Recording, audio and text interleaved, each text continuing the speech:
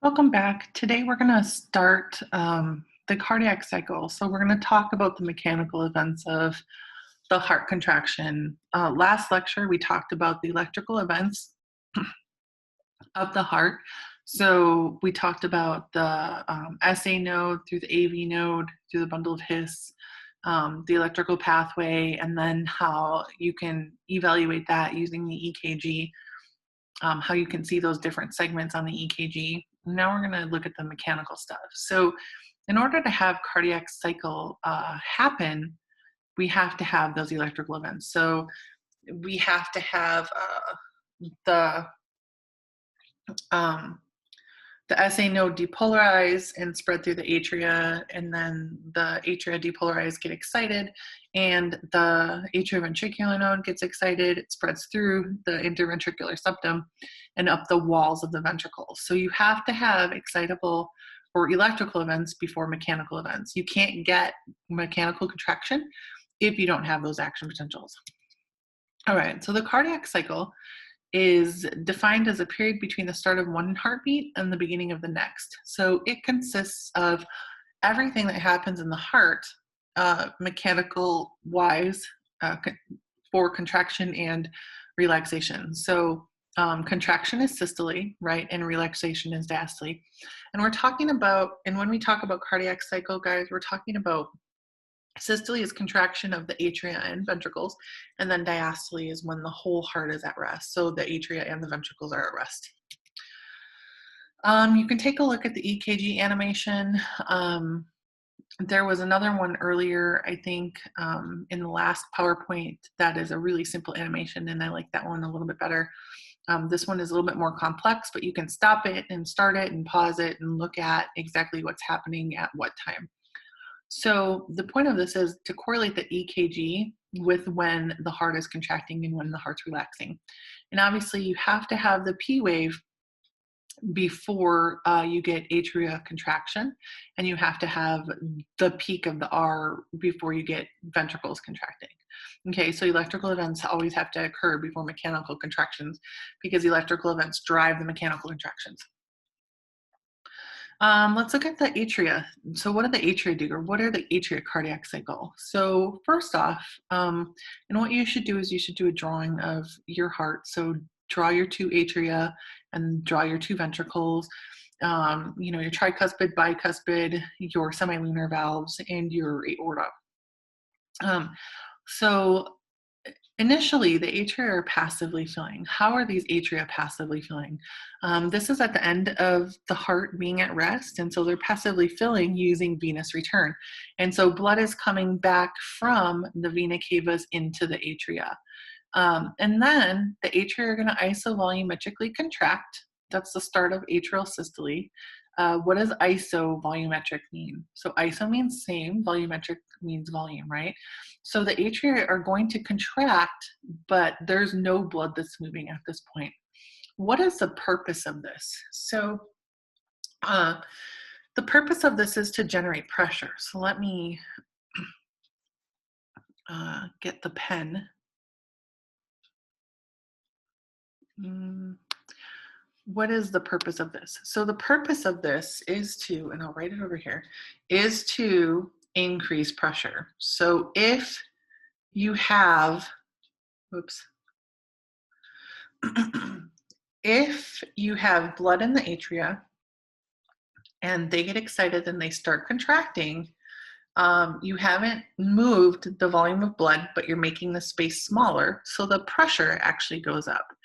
And so when the pressure goes up in the atria compared to the ventricles, atria are going to eject blood into the ventricles. So atria have a higher pressure because they're contracting, but no blood has moved.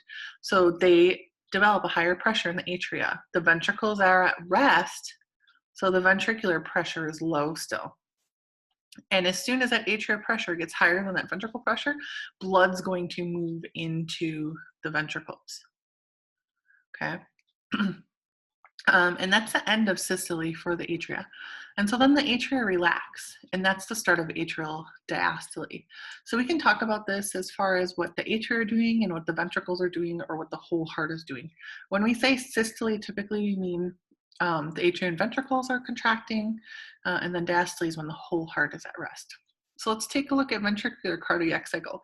This we care more about because the ventricles are the ones that kick blood out to the body. And so the atria, since the ventricles are below the atria, if you look at step number 3, since the ventricles are below the atria, blood would go into the ventricles anyway. All right. So we don't necessarily need the atria to contract to get blood into the ventricles. For ventricles, that's not the case. The ventricles are on the bottom, right? And they're kicking blood, or they're contracting up and pushing blood up and out through the body. And so the ventricles have to contract to get blood out to the body. Okay, so let's take a look at ventricular cardiac cycle. So ventricles passively fill, right? Oops. So the ventricles passively fill as atria fill and contract. So the first thing is the ventricles passively fill as atria fill. So that's the first thing, right? And we call this due to venous return. So it's due to venous return.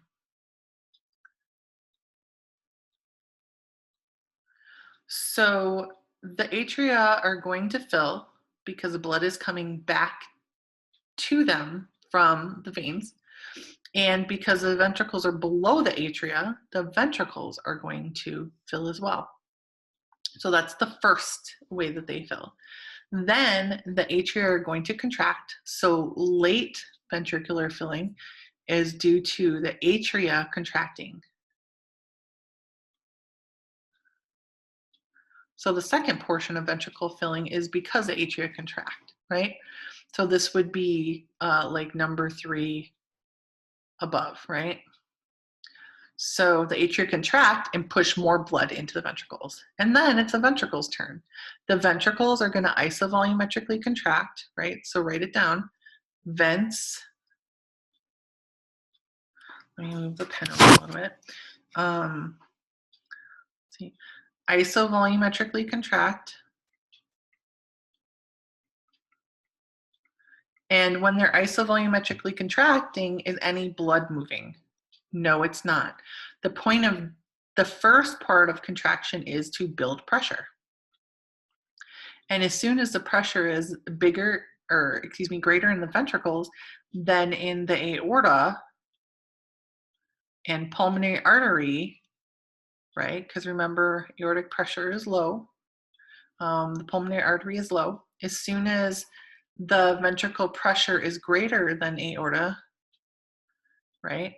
So ventricles, oops, sorry guys, pressure is greater than aorta,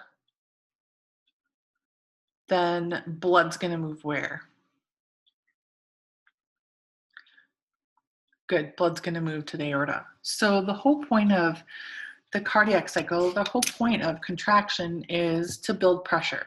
So you need the atria to contract to build pressure. And once they build enough pressure, then blood's going to move from high pressure to low pressure, meaning the atria to the ventricles. When the ventricles contract initially, they're going to build pressure, right? So we're right here. And they build pressure, build pressure, build pressure. And eventually that pressure in the ventricle is going to be greater than in the atria and in the aorta and pulmonary arteries. So blood's going to move to the aorta and the pulmonary arteries. Okay. How do we make sure that blood doesn't come back to the atria? So the ventricles, when they're contracting, as soon as the pressure is greater in the ventricles than in the atrioventricular valves are going to slam shut. And blood hits those, and we hear a lub sound, right? And then the blood has to go through the aorta and the pulmonary arteries. And then how do we make sure that the blood, once it's in the aorta, doesn't go back into the ventricles? Because you have that semilunar valve that closes. So when blood hits that closed semilunar valve, you can actually auscultate or listen to that noise, and that would be your dub sound, okay? All right, so here's a picture of it. So notice the start of the cardiac cycle. The whole cardiac cycle takes about 800 milliseconds, or we can say 0.8 seconds, right? Which is 2 which is 4 big boxes on the EKG, or 4 squares on the EKG. So think about it, 4 squares. If you measured from P to the next P, it should be around 0.8, right? So if we go to the atria, the atrial systole lasts for about 100 milliseconds.